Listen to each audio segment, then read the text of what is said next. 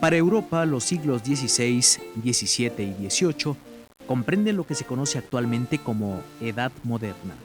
La Edad Moderna abarcó más de 300 años. Comenzó en 1453 con la caída en manos de los turcos de la ciudad de Constantinopla y se extendió hasta el inicio de la Revolución Francesa en 1789. Fueron 3 siglos de cambios muy marcados en todos los aspectos de la vida humana. Sus protagonistas fueron naciones tan diversas como Italia, Alemania, España, Francia, los Países Bajos, Inglaterra, Suecia, Austria, Polonia y Rusia. La mayoría de estos países vivieron en ese tiempo etapas cruciales para su nacimiento y consolidación como poderosos estados nacionales. Veamos cómo fue que el continente europeo arribó a esta época de contrastes. Para comprender mejor la Edad Moderna, es necesario remontarse al siglo III de nuestra era, justo en los vastos territorios del Imperio Romano. En aquel entonces, Roma sufrió una gran crisis económica, política y social que perduró hasta el siglo V.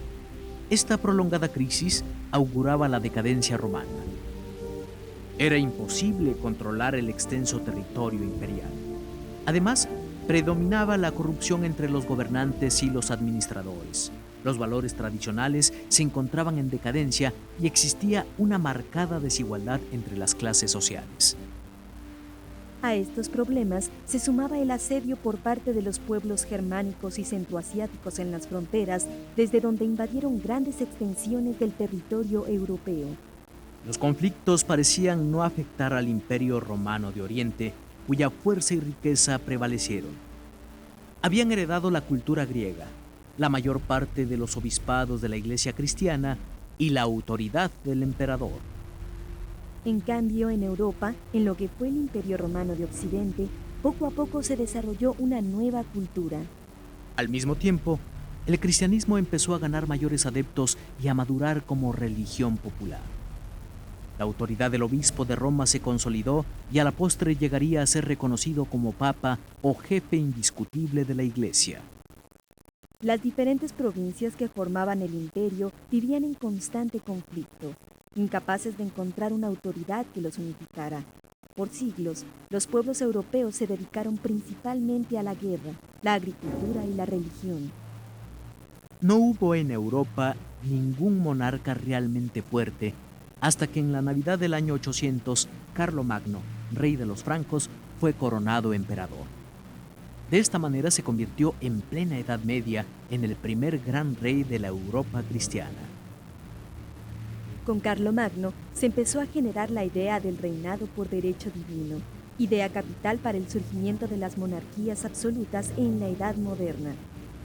A partir del siglo XV, cuando varias naciones europeas se convirtieron en estados unificados, maduró la idea de que los reyes eran los representantes de la autoridad de Dios en los asuntos terrenales.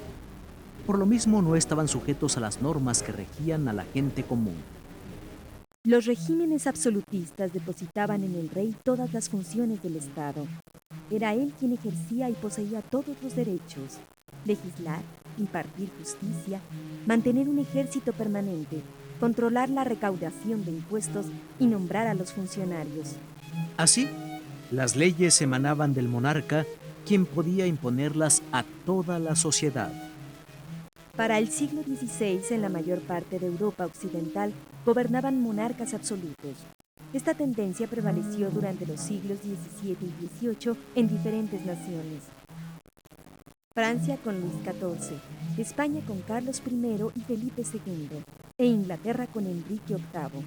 Más tarde hubo también regímenes absolutistas en Prusia, Austria y Rusia. La vida de los reyes absolutos era fastuosa y llena de lujos. Además, a diferencia de los monarcas del medievo, no se consideraban sujetos a la autoridad del Papa y de la Iglesia. De hecho, como el Papa gobernaba sobre extensos territorios en Italia, los monarcas de España y de Francia llegaron a estar en guerra contra él.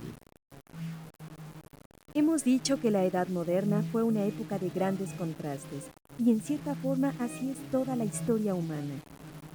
Es importante comprender que, tal y como sucede en la física, una fuerza surge acompañada de otras que se le oponen, pero al mismo tiempo le sirven de apoyo. Los cambios resultantes son producto de la acción conjunta de estas fuerzas opuestas. Algo similar sucedió en la Edad Moderna.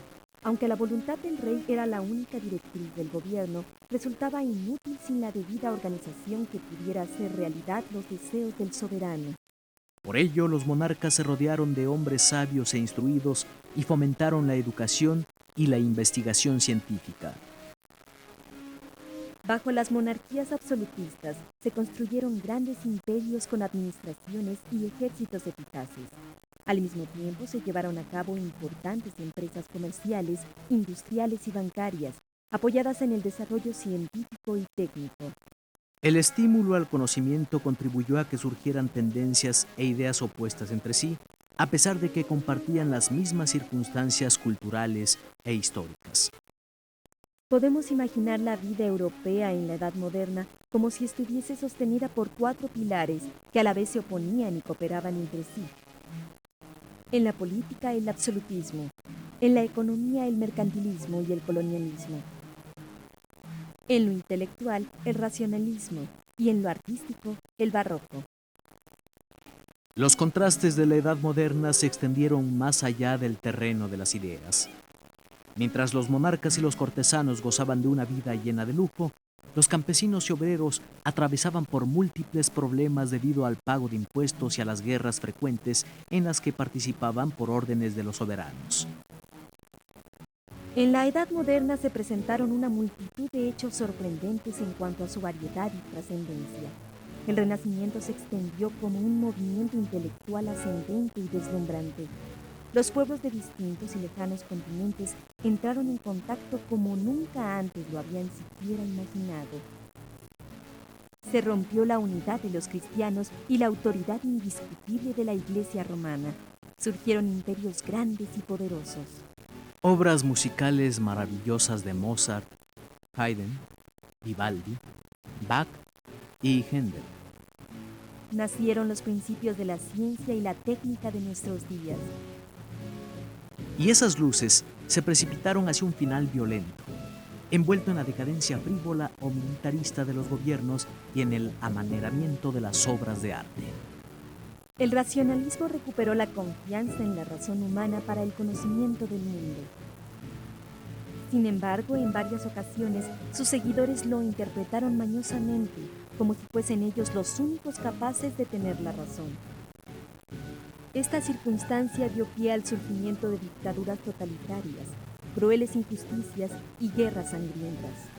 En cambio, el sano empleo de la razón abrió camino al progreso científico e intelectual de nuestros días y al nacimiento feliz, aunque doloroso, de las democracias representativas.